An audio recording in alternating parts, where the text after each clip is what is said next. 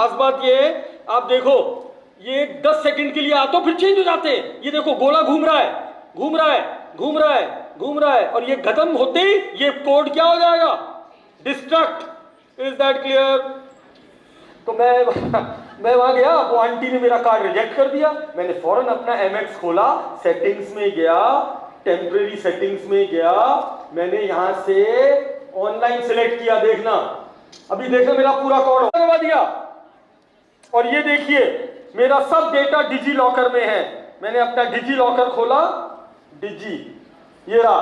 अब उसने, पुलिस वाले ने रोक लिया, बोले भाई साहब ड्राइविंग लाइसेंस दिखाइए। बोले लो, ये रहा ड्राइविंग लाइसेंस।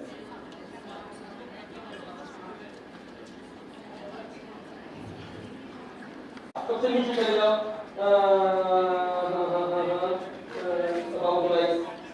बटन मिलेगा नीचे, लॉक बायोमेट्रिक। क्या लिखा है?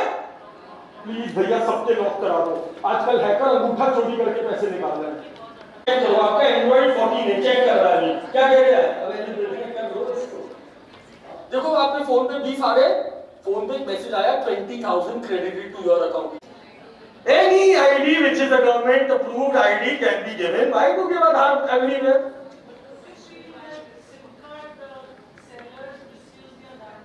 Okay, I give my driving license. They accept. Today meeting was organized by Fulkari, women of Amritsar, which is doing so much of social work. और आज की तारीख में जिस तरह से हम लोग सब डिजिटल हो गए, तो साइबर अपराध बहुत तेज़ी से बढ़ रहा है, और इसका एक ही तरीका है कर्ब करने का, वो है जागरूकता। तो आज इसी को कार्यशाला को रखा गया, जिसमें हमारा नाम रक्षित टंडन है, और हम पिछले 10-20 साल से काम कर रहे हैं। कई पुलिस एजेंसीज़ को भी हम अपनी सेवाएं देते हैं, ट्रेनिंग्स देते हैं, और भारत सरकार की जो सेंट्रल एकेडमीज़ है वहाँ भी प्रशिक्षण देते हैं, और साथ के साथ जब ज़रूरत पड़ती है तो पुलिस की मदद भी करते हैं।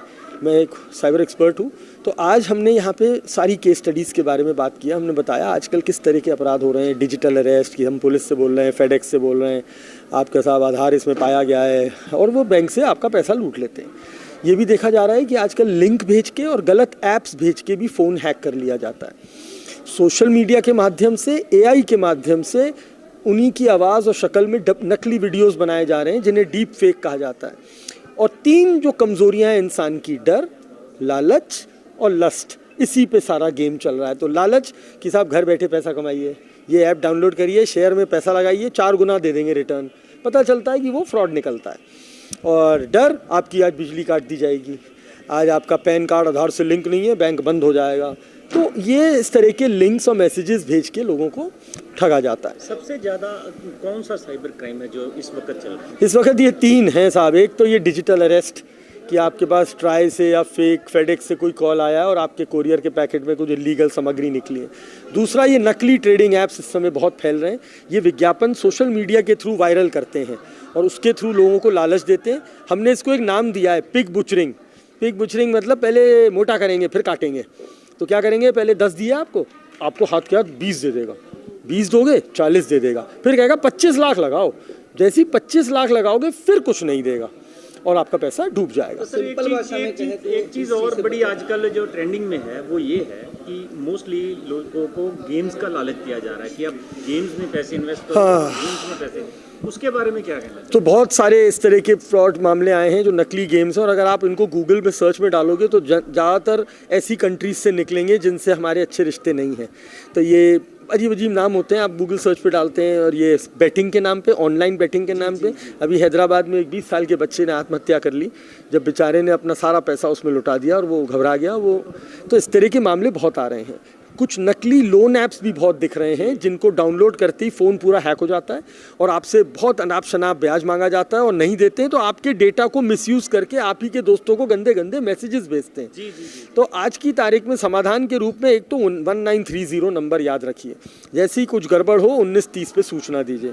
एक हमारी ऑनलाइन वेबसाइट है cybercrime.gov.in, आप उस पे जाइए। और अब हमारे पंजाब में भी आप देख रहे हैं करीब नए 28 साइबर पुलिस थाने डीजीपी महोदय साहब ने अनाउंस किए हैं।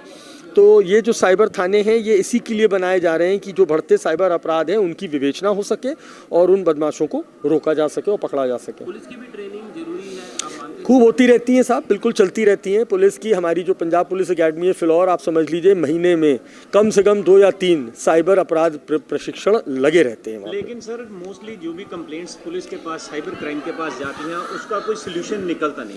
देखिए, आपको इसमें एक बात ये समझनी होगी कि साइबर अपराध एक ऐसा अपराध है कि इसकी कोई बाउंड्री नहीं है। एक चोर आया और मेरा घर लूट के ले गया, पुलिस और मेरे पूरे महकमे को पता है कहाँ से आएगा और कहाँ पकड़ा जाएगा। वो गांव-गांव तक पहुंच जाएंगे और उसको उठा के 3 दिन 4 दिन में धर लेंगे और बरामदगी भी हो जाएगी, बरामद भी होगा कुछ ना कुछ।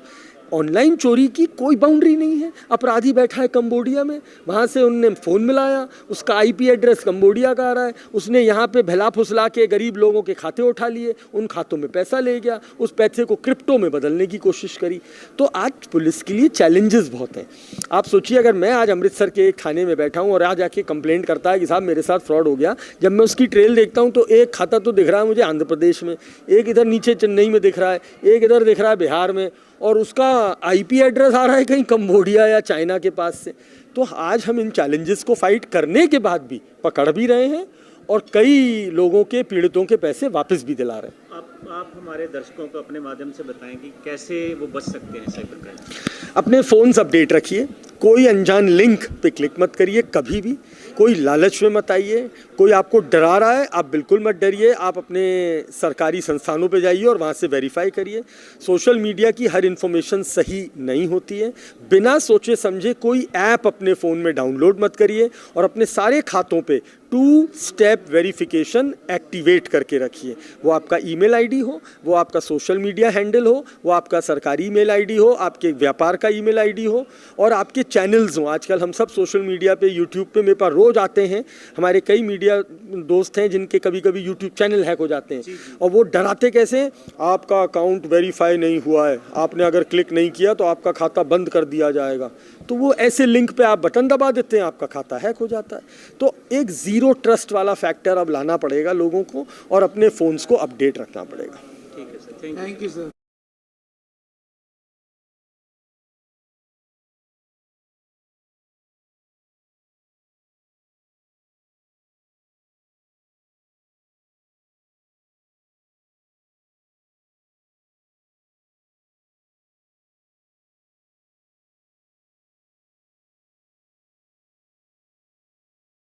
और इतना मतलब हमें जो थोड़ा बहुत खुद जान के, खुद सीख के, गिर पड़ के पता चलता है वो तो है, लेकिन ये साइबर क्राइम की दुनिया इतनी बड़ी और इतनी तेज़ी से चेंज होती है, हम अंदाज़ा भी नहीं लगा सकते। और जो कि आज हमें उसकी झलक मिल गई है। तो उन्होंने 4:45 बजे शुरू किया था अपना सेशन और 6:30 कैसे बज गए हमें पता ही नहीं चला, उनकी बातें सुन के और हैरानी होके कि हमें क्या कुछ नहीं आता, हमें क्या करना चाहिए, मतलब बौखला गए थे हम। और ये रियलिटी है आज के डेट की। और सबसे बुरी चीज़ मुझे ये लगी कि बच्चे हमारे कितने अफेक्ट हो रहे हैं कि 24 घंटे ऐप्स पे गेम्स खेल रहे हैं, फ़ोन पे खेल रहे हैं। आजकल तो हर घर में दोनों पेरेंट्स वर्किंग हैं, बच्चे अकेले होते हैं या मेड्स के साथ होते हैं या ग्रैंड पेरेंट्स के साथ, उन पे कोई निगरानी नहीं रख पाता कि कितना गेम खेल रहे हैं या कुछ गलत देख रहे हैं। तो आज काफ़ी कुछ यही थी ना, इन सब चीज़ों के बारे में इतनी सारी जानकारी उन्होंने हमें दी सतर्क रहने के लिए कि हम अपनी खुद की प्रोटेक्शन साइबर क्राइम से थोड़ी बहुत कैसे कर सकते हैं, कौन से ऐप्स हम नहीं डाउनलोड करने चाहिए हमें, कौन से लिंक से क्या चेक कर सकते हैं। 1930 के बारे में पता चला कि अगर कोई क्राइम कमिट हुआ है तो फटाफट 2 घंटे के अंदर अगर हम वहाँ फ़ोन करेंगे तो हमारे पैसे हमें वापस मिल सकते हैं। तो बहुत सारी ऐसी छोटी छोटी चीज़ें जो मुझे याद है, अभी उन्होंने इतना ज़्यादा हमें इन्फॉर्मेशन दिया जो हमने लिखा है, अभी आई थिंक 1-2 दिन उसको पढ़ के हम वो अंदर जाने में टाइम लग जाएगा। पर बहुत जानकारी थी और इस दुनिया में हम रहते हैं तो ये हमारा फ़र्ज़, ये मुझे लगता है हमारी ज़िम्मेदारी है आज कि जो नहीं आए उनके साथ भी शेयर करें, हमारे बच्चों को भी इसके बारे में वार्न करें। जो थे आप इस नॉलेज के साथ जो बहुत अच्छा सवाल है ये, कि कितना अवेयर थी मैं। मुझे लगता है अगर उनकी जो बातें आज 100% थी, शायद मुझे 0.1% जानकारी होगी। ये मैं अपने बारे में कह सकती हूँ। बहुत कुछ नहीं पता था। जो आपके मेंबर्स थे उनका रिस्पांस कैसा था इस सेशन पे? हर एक ने आके मुझे यही कहा है कि पिछले और मतलब कितने सालों में ये सबसे बेस्ट इवेंट उन्हें लगा। आने वाले टाइम में भी ऐसे इवेंट होते रहेंगे? कोशिश हमारी यही होती है फुलकारी, क्योंकि स्प्रेड उतनी कम। बहुत हमें बहुत हमारा काम ये है फुलकारी में कि हम हमारी लेडीज़ को कुछ ना कुछ नॉलेज इन्फॉर्मेशन शेयर करें जो कि उनके लिए ज़रूरी है। तो कोशिश यही होती है। Thank you ji.